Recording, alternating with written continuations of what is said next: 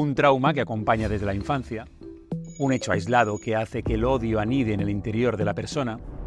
A veces, un simple sentimiento negativo puede hacer cometer la atrocidad más grande que puedan imaginar, incluso hasta hacer olvidar el amor que deben sentir unos padres hacia su hijo. Bienvenidos a Expertos del Crimen. Soy David Alemán y hoy diseccionamos uno de los filicidios más mediáticos de nuestro país.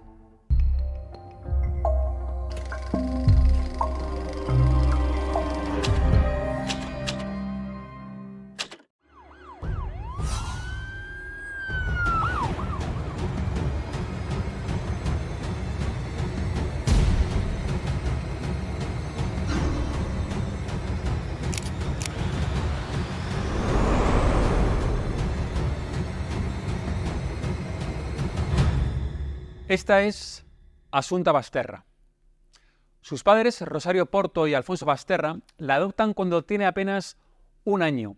Su llegada a España desde China ocupa portadas de periódicos y es que la suya es la primera adopción internacional en Galicia. Los padres adoptivos forman una de las parejas más populares de Santiago. Lo que nadie sabe es por qué años después ambos se confabulan para asesinarla. Assunta Basterra muere con tan solo 12 años. 112 Galicia, buenas noites, dígame. Le llamo de aquí de Cacheiras, por favor, que es que hemos encontrado aquí una niña y creemos que está muerta. Esto que acaban de escuchar es el comienzo de esta historia. Es el 21 de septiembre de 2013. Unos paseantes encuentran el cuerpo sin vida de una niña en una pista forestal y llaman a emergencias. ¿Creen que está muerta? Sí, creemos que está muerta. Tiene los ojos blancos, tiene sangre en la nariz. Está con nosotros el abogado Juan Manuel Medina. ¿Qué tal, Juan Manuel? Gracias por venir. Buenas noches. Bienvenido. Gracias a vosotros por invitarme. ¿Crees que en este caso ya lo sabemos todo? No. En este caso no lo sabemos todo y posiblemente nunca lo sepamos. La autoría, los hechos están más o menos claros. Lo que es el móvil será difícil de determinar. Pero hay algo curioso y es que la investigación no comienza con esa llamada a emergencias que acabamos de escuchar. Horas antes del hallazgo del cadáver, Rosario Porto y Alfonso Basterra se presentan en comisaría para denunciar la desaparición de su hija. Y durante ese encuentro con los investigadores hay cosas que no cuadran y además hay otro detalle importante y es que cuando ya aparece el cuerpo, la Guardia Civil vuelve a la casa de Rosario Porto para comunicarle el hallazgo del fallecimiento de su hija. Y le dicen, vamos a la finca de Montouto, porque como se ha hallado el cadáver cerca, pues a lo mejor ha podido aparecer por ahí, vamos a intentar ver qué es lo que ha sucedido.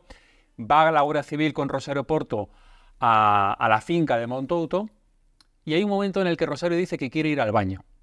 Bueno, pues le permiten ir al baño, pero hay uno de los agentes que sospecha de la actitud de Rosario, dice que se extraña, y entonces lo que hace es ir detrás de ella sin que ella se dé cuenta. Y efectivamente Rosario, en vez de entrar al baño, se dirige a una habitación.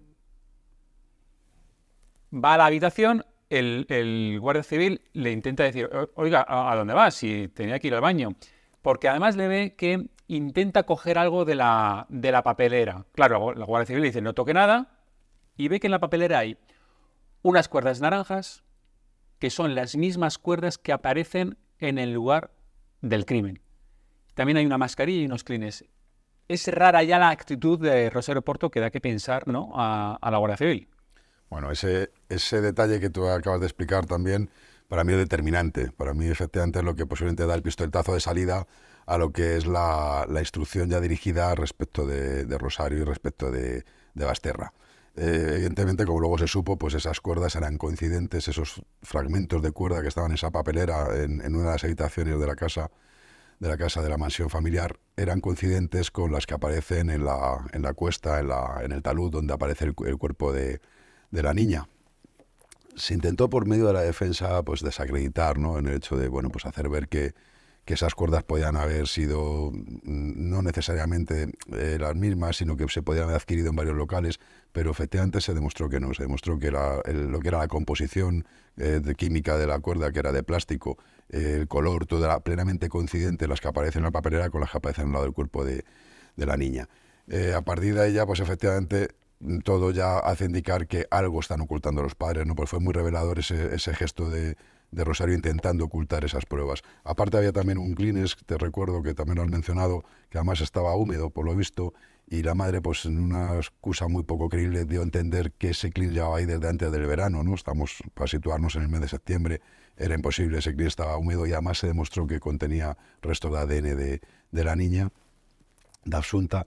Y luego sí había una mascarilla, que la mascarilla yo particularmente nunca he llegado a relacionar con los hechos como tal. Creo que, bueno, pues que posiblemente si fuera cierto que esta mujer utilizaba mascarilla de forma frecuente y por eso se encontraba ahí. Pero esas cuerdas sí que relacionan la casa de Montaguto, la finca familiar, con el escenario del crimen. Y luego hay un hecho también bastante singular. En la declaración que hacen se destapa ese hecho, y es que cuentan Rosario y Alfonso que 2 meses antes hay un asalto en su propia vivienda y un intento de asesinato de su hija.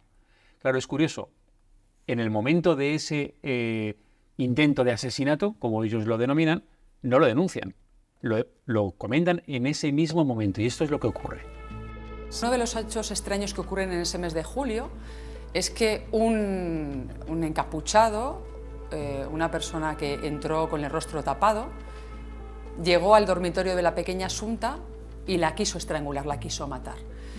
Parece ser que Rosario se da cuenta, le da el alto y ese encapuchado sale corriendo y huye. La madre, en vez de denunciar, no cuenta nada a la policía, pero no hay ni la puerta forzada del portal ni de la propia casa, y la excusa que da para decir que cómo ha entrado ese encapuchado en su casa es que la niña se había dejado, desgraciadamente, las llaves de la casa por fuera puestas.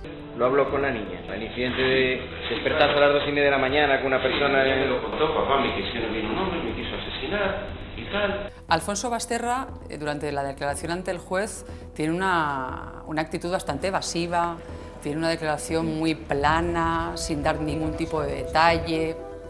Sin embargo, esto choca mucho cuando en ese interrogatorio policial, tras ser detenido, cuenta y relata con pelos y señales el episodio extraño del encapuchado que entra a la casa de Rosario para estrangular a su propia hija. No pude reconocer a esta persona, solo sé que era de complexión fuerte y baja de estatura, que llevaba guantes de látex. No le he podido reconocer, porque estaba oscuro, aunque la niña dormía en el pasillo con esas pequeñas luces para los bebés, ¿sabes? Pero no daba luz suficiente. Cuando se le solicita o se le pone sobre la mesa la posibilidad que tiene como detenido de volver a declarar por si tiene que añadir algo nuevo, por si quiere cambiar su primera declaración, él se niega absolutamente y se cierra en banda. Juanma, es extraño ese hecho, ¿no? De repente hay un hombre que entra de madrugada en casa de Asunta, de Rosario, parece que va a asesinar a la niña, pero luego no lo denuncian los padres. ¿Qué crees que pudo ocurrir ahí? Claro, es que es extraño como todo lo que rodea este caso, y sobre todo lo que es extraño es la reacción de los padres y las contradicciones a las que permanentemente incurren. En principio ese hecho, como bien dices, no fue denunciado. Algo tan grave como que una persona entre en tu propia casa e intente estrangular a la niña, según luego declararía Rosario, es algo que es alarmante que pase, y más todavía que no fuera denunciado. Tampoco sabremos nunca lo que realmente pasó. Yo sí creo que ese episodio es cierto. O sea, creo que ese episodio sí ocurre, y te digo por qué. Porque es la propia niña quien unos días después se lo refiere a la madre de una amiga, una compañera de colegio, que bueno, que se había llevado a una celebración, a un cumpleaños o algo así, quiero recordar, y entonces en el coche, de vuelta o de camino del cumpleaños, la niña lo refiere. Entonces ante esto, la madre de esta niña se pone en contacto con Rosario, con manos libres en ese momento en el coche, y le preguntas eso, ¿verdad? Oye, mira, la niña está contando esto. Y en ese momento Rosario se lo reconoce. Más de una forma también muy absurda, ¿no? Diciendo a la niña que había sido muy valiente, que y demás. Entonces, de alguna forma es ahí donde se ve obligada a Rosario a acudir a la comisaría. Pese a lo cual, acudir a la comisaría, aquí también hay cierta parte de responsabilidad de la policía, y ahora te diré por qué. Acude a la comisaría a interponer la denuncia, y la propia policía le dice que, bueno, pues que necesitaría cuando menos un parte de lesiones, si los hubiera habido y demás. Queda en que va a volver con el parte de lesiones y ya nunca vuelve. Y ese expediente, esa denuncia, por así decirlo, ese atestado, mejor dicho, se entierra, se olvida. Y la policía tendría que haber seguido investigando, porque era un tema muy serio, ¿no? Por eso como por lo para que te decía, dejarlo pasar.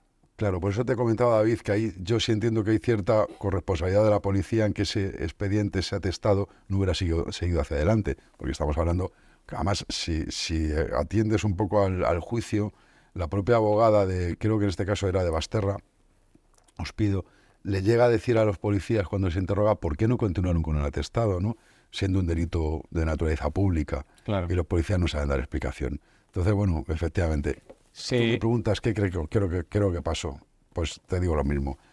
Hay quien piensa que puede ser un ensayo. Claro, es lo que te iba a preguntar. Se habló mucho de eso, habían ensayado meses antes, porque esto ocurre 4 meses antes aproximadamente de la muerte de Asunta, y se habló de la posibilidad de que hubiera sido un ensayo por parte de los padres o que ese día ya hubiesen querido acabar con la vida de Asunta, pero que no lo hicieron por la razón que fuera. Bueno, lo que sí parece, desde luego, si damos por cierto el episodio, y yo insisto, lo di por válido, porque es la propia Asunta quien se lo refiere a una tercera persona, sí parece ser que la persona que llegó a hacer la vivienda era alguien conocida, y te digo por qué. Entonces, creo que estoy apuntando bastante claro a quién me refiero, pero por una cuestión de precaución y de respeto a la presunción de inocencia no lo voy a dar el nombre, pero todos sabemos de quién hablamos. Te digo porque hay una vecina en el piso inferior de la vivienda de la calle de Teixeiro, si no me equivoco, Sí. ¿no? que tiene unos perrillos de estos chiquititos, creo que son tipo Yorkshire. Entonces la vecina lo dijo, además lo dijo en juicio claramente también, esos perros cuando entra alguien desconocido en la finca ladran como endemoniados, y esa noche no ladraron. Es decir, eso es indicativo de que los perros, el olor, el sonido, les resultaba familiar de alguien de la finca. También hay que apuntar que eran muy pocos vecinos. Date cuenta, son 4 pisos y había una sola vivienda por planta, con lo cual, es decir, no era un edificio que hubiera un gran tránsito. Y la cerradura no estaba forzada. Evidentemente la cerradura estaba forzada. Ocurre que ante eso, Rosario sí dio una explicación. Dijo que posiblemente las llaves, como efectivamente se ha dicho, estaban puestas por fuera de la puerta por un olvido de la niña. Ese día comen en casa de Alfonso Basterra. Es detalle importante esto, porque está directamente relacionado con el resultado de la autopsia, esa comida. Vamos a ver por qué. Vamos a ver qué es lo que se desprende de ese informe de autopsia. El 21 de septiembre de 2013, un día antes de que el cadáver fuera localizado, pues en casa del padre está la niña, el padre está preparando la comida.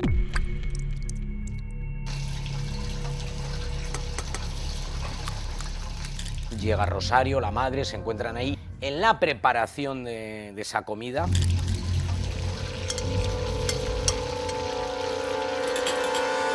...27 pastillas de lorazepam, según la investigación.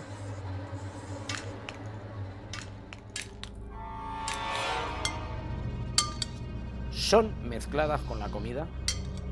O sea, un ansiolítico tremendo que, curiosamente, la madre tomaba. Era una dosis capaz de acabar con la vida de un elefante de la sabana. Imaginemos una niña de esa edad, con el peso que tenía y con el cuerpo que tenía. Mortal. Medina, ¿cuánto tiempo tardaría en hacer efecto esa dosis de lorazepam? 27 pastillas. Sí, eso es una dosis ya tóxica de por sí, ¿no? Pues aproximadamente de la ingesta hasta que empiece a metabolizarse y a hacer efecto, pues podríamos hablar en torno a media hora, 40, 45 minutos, 1 hora. Depende también del organismo, ¿no? Del peso. Vamos, posiblemente, teniendo en cuenta las características de Asunta, estaríamos hablando de una media hora, 40 minutos máximo. El tiempo es importante porque acuérdate que luego hay unas cámaras donde graban a Asunta que decía la defensa, entonces ya estaría totalmente drogada, no podría ir andando por la calle. Todo esto es importante y lo vamos a ir viendo, pero a pesar de todo la autopsia determina que Asunta murió por ahogamiento por sofocación, tal y como se dice en el juicio. Vamos a verlo. La causa de la muerte de la niña se estableció, después de valorar los hallazgos en su conjunto, macro y microscópicos, integrar todas estas dos informaciones, como muerte por sofocación. Muerte por sofocación. Nos explican en el juicio, en la autopsia, que la muerte de Asunta es por ahogamiento por sofocación. Y le he pedido a Juan Manuel que nos explique exactamente cómo se produce esa muerte, cómo es el ahogamiento por sofocación. Bueno, el ahogamiento por sofocación es lo que es el ahogamiento mecánico, es utilizando en este caso, como parece ser que fue, una almohada, por ejemplo, no un objeto o simplemente la mano. Es decir, es impidiendo que entre aire en las vías respiratorias. Así es como se produce el ahogamiento. En el caso de Asunta, lo es... utilizan la almohada, ¿no? Efectivamente, se supone que eso es la conclusión que llegan los forenses, que fue con un objeto blando, con lo cual se correlaciona con lo que podría ser una almohada, ¿no? Una almohada colocada en la vía respiratoria, nariz y boca. En principio esto sería, ella estaría echada, estaría medio drogada. porque se había tomado muchísimas pastillas de lorazepam en casa de su padre, de Alfonso Basterra, y al final acaban asfixiándola con una almohada. Claro, eso es lo que está en los hechos probados. Sí, efectivamente, eso es lo que se determina. Como tú bien has apuntado, ella había consumido, le habían hecho consumir unas cantidades enormes de lorazepam. Ello provoca que estuviera prácticamente, si no del todo sedada, prácticamente medio sedada, con lo cual sus oportunidades de defensa eran mínimas, ¿no? Claro. De ahí a que la sentencia concluía que era un asesinato con alevosía. ¿Y hay algún tipo de herida, deja alguna señal el hecho de asfixiarla con la almohada? Sí, efectivamente, por eso es por lo que se llega a esa conclusión, ¿no? En base al informe forense, porque efectivamente Asunta presentaba en lo que eran las zonas laterales de las comisiones de los labios y en la zona de la nariz, pero presentaba signos que eran compatibles con este tipo de asfixia mecánica con una almohada, eritemas, erosiones en la piel, etcétera. El tema del lorazepam es muy importante. Primero, porque en el momento de la muerte se supone que ella ya estaba drogada y también de todas formas se determina que Asunta había sido drogada meses anteriores al momento del crimen. ¿Cómo se puede determinar eso en la autopsia? No sé si con un mechón de pelo es importante para poder analizarlo, ¿no? Sí, yo te cuento. Lo que es la presencia de tóxicos en el organismo se puede determinar, no solamente en el caso de Asunta, sino incluso para determinar consumos, etcétera, en el cabello. Es decir, cuando alguien tiene el pelo largo, siempre que hay un consumo de tóxicos, en este caso estamos hablando de lorazepam, benzodiazepina, que es la sustancia, eso va dejando un rastro en el cabello, ¿no? Es decir, según va creciendo el pelo, se va acumulando ese resto, ¿no? de esa sustancia, y por eso se puede determinar si ha habido unos consumos anteriores y además en qué tiempo. Es decir, se puede establecer una cronología, y efectivamente el cabello de Asunta lo que presentaba era que esos consumos se podían incluso focalizar 3 meses anteriores a la muerte, lo cual es compatible además con la versión que daban las profesoras de que la niña llegaba habitualmente a clases de música y además en circunstancias que parecía estaba como sedada, etcétera. Lo de 3 meses es cada centímetro de pelo es un mes, ¿no? Sí, aproximadamente es decir, un centímetro. Este sería la raíz. Pues desde aquí, me imagino, que es, si vas contando un centímetro sería un mes, otro centímetro 2 meses, 3 meses. Claro, 3 meses. Exactamente. Lo que se acerca más a lo que serían las puntas del cabello son los consumos más antiguos, y luego, pues según se va acercando a la raíz, los consumos más próximos en el tiempo, ¿no? Y sí, aproximadamente, hombre, no es exacto, pero viene a ser, como tú dices, por cada centímetro se puede establecer un mes en el que se ha producido un consumo de esa sustancia. Hay 2 hechos o 2 detalles que me gustaría que nos explicaras. La primera, lo escuchábamos en la llamada. Aparece el cuerpo y el hombre que llama a emergencias, he encontrado el cuerpo de una niña que está meada. ¿Por qué? Bueno, eso es algo muy frecuente, David. Eso se produce casi en cualquier tipo de fallecimiento, ¿no? Cuando hay una parada cardiorrespiratoria, los esfínteres se relajan, ¿no? Y eso pues es frecuente que efectivamente se produzca pues esa micción involuntaria, ¿no? Y en el tipo, además, con esta muerte concreta, ¿no? Que estamos hablando de una asfixia por sofocación mecánica, es muy habitual que se produzca, como te digo, esa relajación de los esfínteres y se produzcan defecaciones o micciones involuntarias. ¿Y por qué los forenses embolsan las manos y las piernas del cadáver? Bueno, eso es una práctica de protocolo habitual en criminalística. Es una forma de proteger, por así decirlo, las uñas y las huellas dactilares. Es decir, las manos de un cadáver te pueden hablar, las uñas te pueden hablar. Por si han arañado y tienen fibras o tienen ADN del agresor. Efectivamente, esas uñas son analizadas, o sea, lo que contienen esas uñas por la parte interior, y entonces efectivamente muchas veces aparecen células epiteliales que corresponden con la piel, de ahí se puede extraer ADN de un posible agresor, ¿no? Podemos hablar de heridas de gestos defensivos que al arañar pues se contengan esas células epiteliales de las que te hablo, o simplemente a lo mejor de tierra, ¿no? Es una forma de determinar, por ejemplo, si a lo mejor el cuerpo ha estado en otro lugar anteriormente al lugar en el que fue colocado, ¿no? ¿Por qué? Pues porque se puede determinar si hay, por ejemplo, presencia de tierra o de algún tipo de vegetación que no sea propia de la zona. Entonces eso es muy importante. La forma el embolsar las manos es la forma de preservar, ¿no? Por así decirlo, de evitar la contaminación de esas muestras. En este caso estaba claro que la niña, el cadáver había sido trasladado, entre otras cosas, porque la habían colocado. Es lo primero que les llamó la atención a los investigadores, que no estaba tirada, sino que la habían colocado cuidadosamente en esa cuneta de la finca. Bueno, con todo lo que tenemos encima de la mesa, es decir, la autopsia, que la niña había sido drogada, las mentiras de Rosario Porto, había mentido claramente a los investigadores, hace que detengan a los padres. Y una vez efectuada la detención del matrimonio por parte de la Guardia Civil, son trasladados a unos calabozos a unos calabozos y se les coloca en celdas separadas.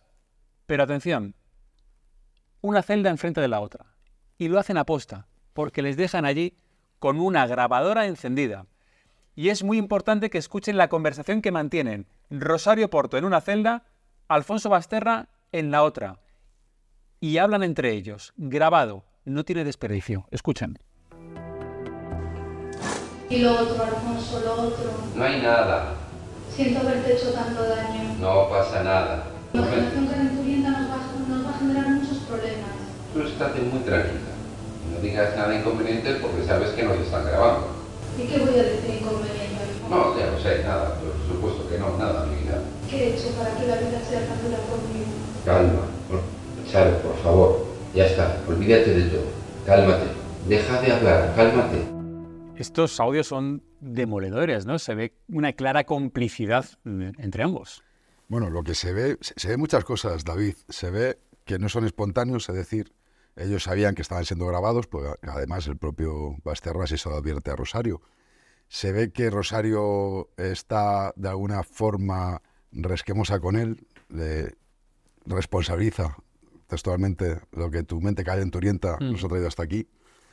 Y se ve que ocultan algo, evidentemente, como te digo, se ve que ellos son conscientes de que están siendo grabados y que están contenidos en el lenguaje y en lo que dicen, eso es evidente. Lo que pasa es que también es cierto que, bueno, si bien se realizaron con la autorización judicial, también, como sabéis, no se pudieron incorporar al procedimiento porque las defensas los impugnaron y eso fue estimado por la audiencia provincial. Pero eso queda ahí. Claro, es que esto... Y queda también en el subconsciente, digamos, del jurado popular, ¿no? Claro, estas son un poco las ventajas y desventajas de los tribunales de jurado, ¿no? Claro. Que aunque haya partes que no se incorporen, si se han podido tener conocimiento de ello por los medios de comunicación, como fue el caso, pues eso ya en el subconsciente, o no tener el subconsciente, ¿no? En la mente del jurado va a quedar. Otra cosa que seguramente le quedó en el jurado popular y que no pasa tampoco por alto los investigadores del caso, es la actitud de Rosario Porto, la que tiene durante los registros que se realizan en la casa de Teo, cuando empieza con esas carcajadas, que es algo asombroso. Vean.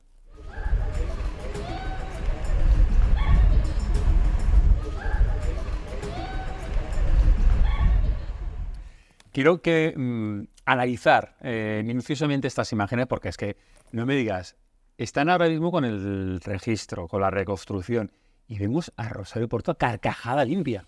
Sí, no es un comportamiento natural, ¿no? de una madre que acaba de perder a su hija hace apenas unas horas.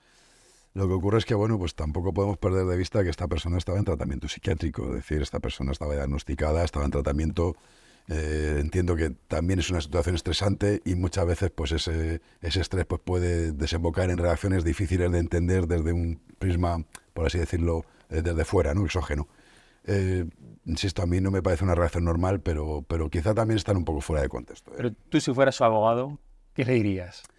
Bueno, hombre, yo si fuera su abogado le diría lo que dijo su abogado en su momento, ¿no? Su abogado justificó esta reacción de Rosario como que, bueno, fue un momento de distensión en el que los propios agentes de la Guardia Civil estaban hablando con ella y por lo visto pues una conversación completamente trivial. Y, hombre, parece ser que las imágenes sí se sacan un poco de contexto y se magnifican. Hombre, evidentemente es que ¿a qué le vas a decir en ese momento a un cliente, ¿no? Cuando su hija ha aparecido muerta hace apenas 48 horas, 24, es que no le puedes decir nada, todo lo que le digas sobra. O sea, si no sale de ella, evidentemente, pues ¿qué le vas a decir tú? Pero no ayuda, digo, una estrategia de defensa no ayuda, desde luego. Claro, es que el personaje en sí, ni el de Basterra ni el de Rosario, como estrategia de defensa, o sea, para una estrategia de defensa ayudan poco, ninguno de los dos.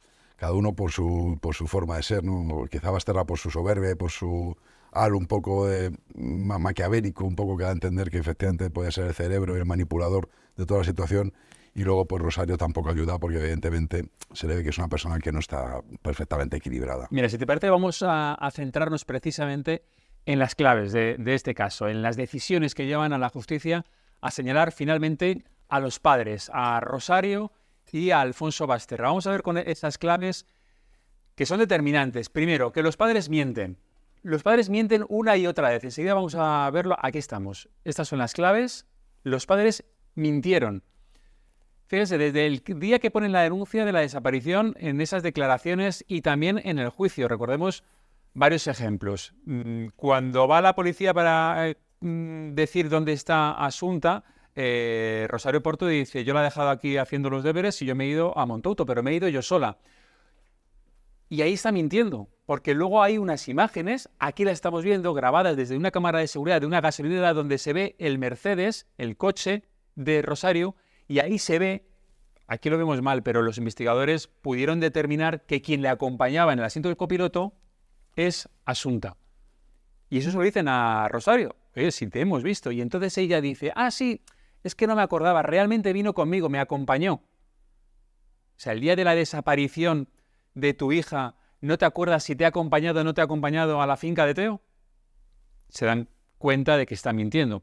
No solo ella, también Alfonso Basterra, que dice que no sale ese día de su casa. Se quedó toda la tarde en casa y luego hay unas imágenes, Alfonso Basterra, de un lado para otro en la calle. Hay imágenes que desmienten eso que dijo Alfonso Basterra. Y además había una testigo, una compañera de Asunta, de francés, que aseguró ver a Alfonso con Asunta en la calle a las 6 de la tarde. Y eso lo declaró en el juicio. Y luego está el tema de la somnolencia de Asunta. Un tema que además comenta todo su entorno, los profesores. Vamos a verlo. Y el episodio desconcertante un poco de esos polvos blancos que le daban a la niña, que la niña enfadada decía que le daba a su madre, desconociendo qué le pasaba, determina que en principio se procede a la detención de Rosario Porto por su presunta participación en los hechos que dan lugar a la desaparición, muerte y posterior hallazgo del cadáver de su hija menor. Lo que sí recuerdo, y lo hablé también con sus compañeras, porque estamos ensayando la mazurca y fue mi pareja y nos teníamos que mirar cara a cara, la vi o bien como si hubiese tenido algún tipo de...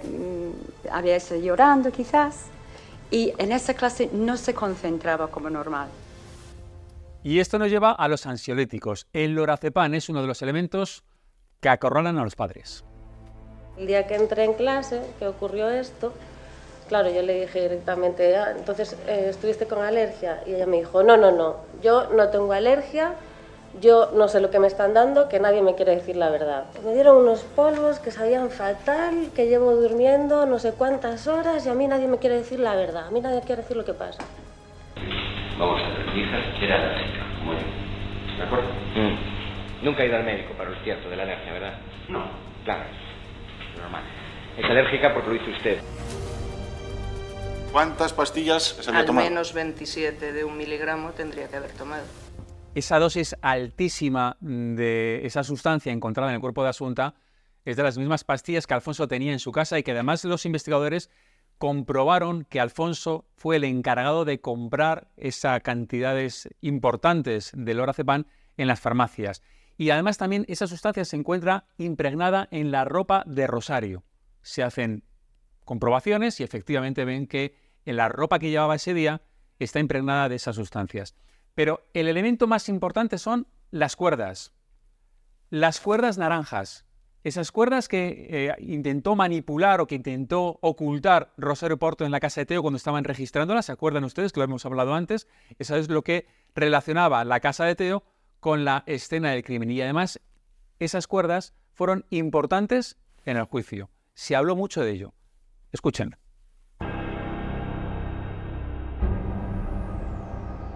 ¿Recuerda haber visto unos trozos de cuerda? Sí. Eran unas cuerdas plastificadas de color naranja y brillantes.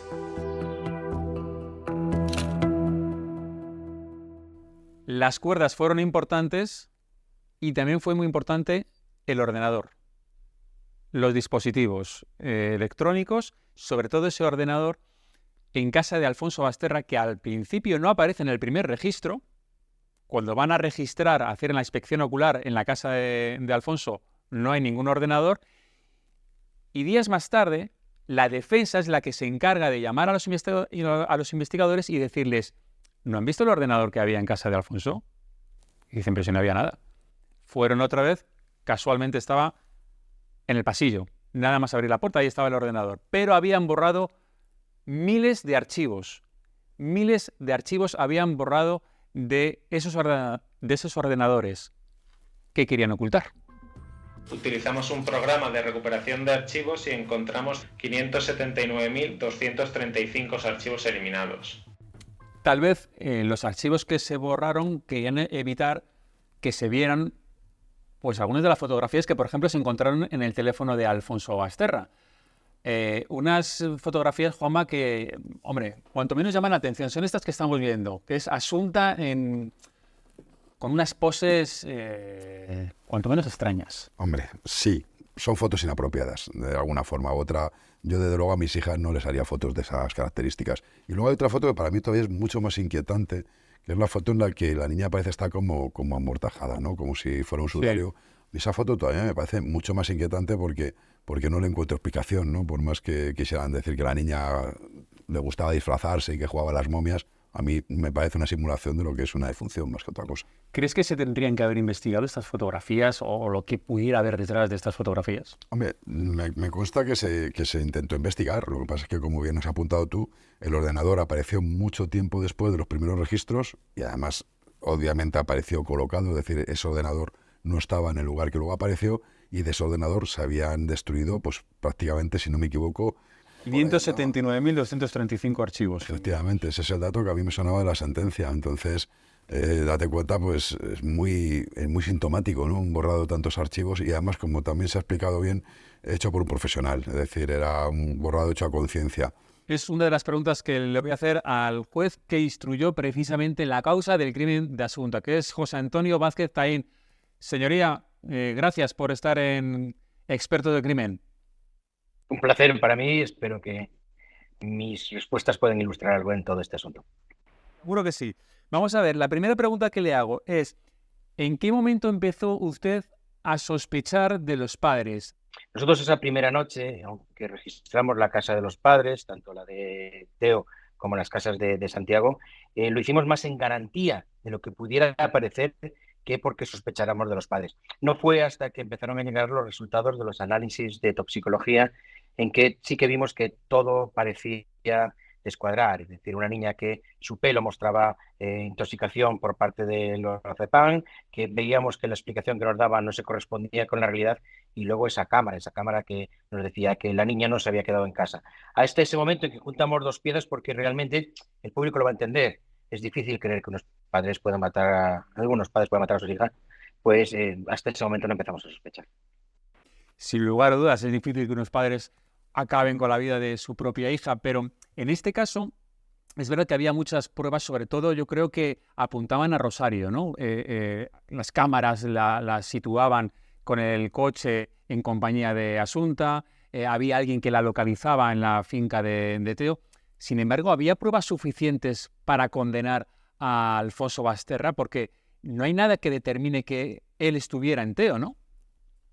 Bueno, en un primer momento el jurado sí creyó que él tenía que estar en Teo, después descartaron esa idea. Sí que parece, y quizás lo que tenemos que estudiar es un poco la personalidad de cada uno de los personajes. Lo que fue determinante para nosotros es, sí, había pruebas que apuntaban directamente a la madre, demasiado directamente a la madre, esas cámaras, esos análisis de toxicología, esa situación en Teo cuando ella abría, y sin embargo había otras pruebas que eran más dudosas que también apuntaban a la participación del padre. Es decir, el padre es el que compra el lorazepam, el padre es el que va en los días anteriores en similares circunstancias a Teo, el padre es el que la niña dice que le acompaña y pasa la noche con él los días que realiza esas intoxicaciones previas, y entonces encontramos un poco que hay un personaje que realmente sí trata de evitar dejar cualquier rastro, y otro personaje que a lo mejor por su propia inocencia sigue dejando un rastro. Pero aunque no esté en Teo, lo que está clarísimo es que quien compró el lorazepam, no precisamente para esa, o así lo dice la sentencia, no precisamente para un tratamiento de depresión de la mujer, quien hizo los ensayos previos o quien acudió a la finca de Teo los días previos, desactivó la alarma y hizo los mismos ensayos y la niña apareció intoxicada, pues entonces todo eso apunta al padre. ¿Fue la cabeza pensante Alfonso Basterra? A ver, nosotros incluso dentro del equipo lo que tenemos una serie de posicionamientos. De este delito, aunque la gente piense que no, sí tenemos muchísimos datos. Hay una mayoría inmensa en que quien es capaz de ejecutar muchas veces no es capaz de tramar, y hasta ahí es lo máximo que puedo decir, porque sí creo que idear un plan es muy fácil, ejecutarlo ya necesitas un punto quizás de locura para soportar la mirada de alguien que va perdiendo la vida. Señorías, hablábamos Juan Manuel Medina y yo hace apenas unos minutos de las fotografías con unas poses cuanto menos extrañas por parte de Asunta, de cómo se borran esos archivos en el ordenador de Alfonso Basterra. ¿Por qué no se llegó a investigar si hubo algo más, además del asesinato, algo relacionado con, no sé si pornografía? ¿Por qué no se investigó todo eso? Nosotros, como juez instructor y como unidad investigadora, la tarea que teníamos que era esclarecer el crimen de la niña y por lo tanto era lo que estábamos centrados. Si hubiera indicios de que se hubiera cometido cualquier otro tipo de delito que pudiera ser paralelo, salvo que tuviera una relación directa con el propio crimen, lo mejor era librar testimonio y que se juzgara e investigara aparte, porque muchas veces estas investigaciones, cuando se vuelven complejas, lo único que consigues es una dilación en el tiempo, una oscuridad en los hechos que vas a exponerle al tribunal y conseguir que el jurado se atonte, es decir, por decirlo de forma muy gráfica, se atonte, no lo vea claro y por considerar que no existió el abuso sexual, termine diciendo que tampoco existió el asesinato. Nosotros teníamos un crimen que estaba muy esclarecido y por lo tanto esa pornografía que no teníamos vía de investigar porque ya la única vía que había de investigación la habían borrado perfectamente, pues decidimos no seguir por ahí. Las fotografías. Miren, hay un elemento esencial de la fotografía que es lo que nos hicieron ver los forenses y por lo que yo las incluí en el atestado o en las diligencias. Y es el hecho de que en una de las fotografías las pupilas de la niña parecen dilatadas como si hubiera sufrido una intoxicación. Lo he dicho ya más de una vez se trató de explicar que mi acceso a incorporar esa fotografía era más por la posibilidad de que en alguna de ellas sí se hubiera ya esa intoxicación previa al lorazepam, más que por la pornografía infantil, porque, repito, no creía que tuviera una línea de seguimiento para poder seguir esa investigación y, por lo tanto, no quería oscurecer. Luego se le dio otra interpretación, se siguió otras vías, pero yo creo que no era necesario seguir por ese camino. No sé si a usted le corresponde, pero le tengo que hacer la pregunta. ¿Por qué cree que lo hicieron? ¿Cuál fue el móvil? Nosotros estamos buscando siempre una causa que justificaría cómo nosotros mataríamos a alguien. Lo que tenemos que buscar es una causa de cómo un criminal matara a alguien. Y dentro del sumario hay elementos suficientes como para poder ver lo que sentía, lo que deseaba, lo que quería o lo que padecía cada uno de los dos progenitores. Primero, no busquemos una causa común. Y segundo, repasemos el sumario, todos los elementos que hay, quizás ustedes mismos, si no buscan una causa por la que ustedes matarían, sino porque busquen una causa por la que un criminal mataría, encontrarán la respuesta a esa pregunta. Los dos tenían algo que callar. Si se hubiera investigado de forma paralela, a lo mejor los presuntos abusos sexuales a la niña, él tenía eso que callar, y si se hubiera investigado la muerte misteriosa de los padres de Rosario, a lo mejor ella también tenía algo que callar. Y a lo mejor por eso el nexo común que era Asunta, hacerlo desaparecer, era enterrar muchas cosas también, ¿no? En este caso concreto, el jurado no necesitó un porqué, porque los hechos sí estaban. Es decir, a esta niña se la intoxicó, se la sofocó, es decir, se le tapó las vías respiratorias para que muriera mediante una asfixia, se la ató para poder trasladar el cadáver y teníamos las conexiones materiales, es decir, teníamos el lorazepam que la intoxicó, teníamos el lugar donde se le asesinó y teníamos la cuerda con la que se le trasladó y teníamos quienes habían conseguido cada uno de esos elementos para poder realizar el crimen. Es por eso por lo que no se profundizó más, pero de verdad que lo tenéis en el sumario y una lectura atenta os dará lo que podían necesitar callar y lo que ganaban en comodidad para el resto de su vida. Magistrado José Antonio Vázquez Taín, muchísimas gracias por atendernos. No, ha sido un placer y de verdad que espero haber ilustrado algo de lo que os interese saber de este tema. Muchísimas gracias. Vamos a continuar. Los padres de Asunta fueron finalmente condenados por un delito de asesinato de su hija Asunta a 18 años de cárcel. Vean. En cuanto a la pena a imponer, deberá ser mayor de ese mínimo de 17 años y medio. ¿Son justas las penas? Yo diría que incluso son benévolas. Es decir, sí, yo considero que podían haber sido condenados solo 20 años, que en ese momento era la pena máxima, porque daros cuenta, cuando estos hechos ocurren en ese año 2013, con lo cual se les juzgó con el Código Penal del año 2013, no 2015, el asesinato, la pena máxima que se contemplaba eran 20 años. Pero te repito, teniendo en cuenta las circunstancias, teniendo en cuenta que además hay un agravante parentesco que en la sentencia se recoge, perfectamente se les puede haber condenado a pena de 20 años.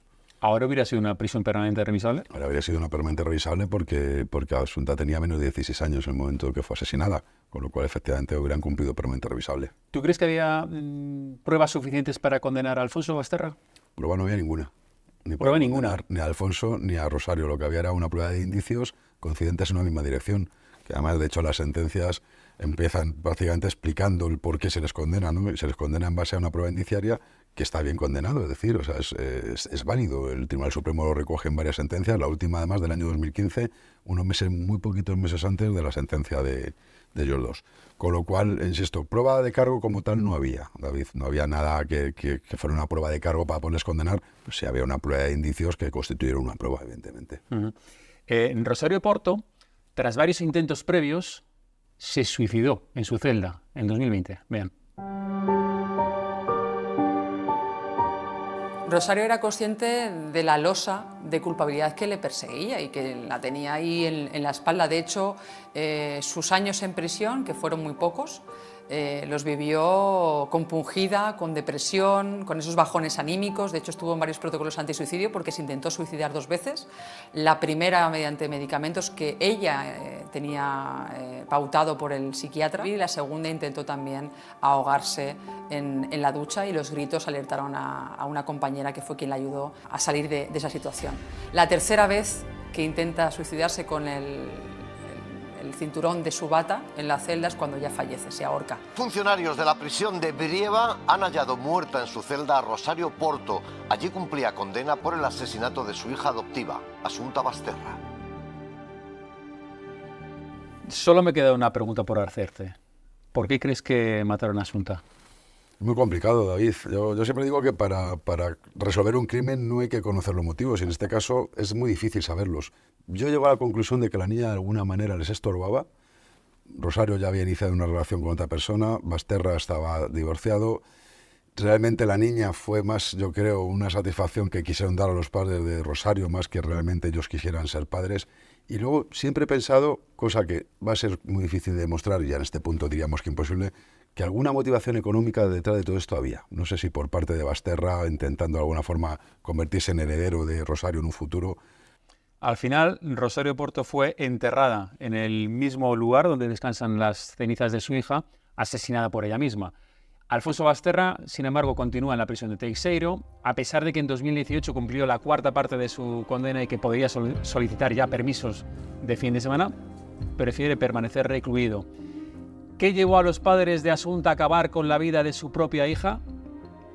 Puede que nunca lo averigüemos. Igual que encontrar el motivo por el que una persona mate a la pareja de su amante por amor o por sexo. Eso es lo que hizo Salva con el marido de Magé. Pero esa es otra historia que vamos a analizar en el siguiente programa de Expertos del Crimen. Adiós.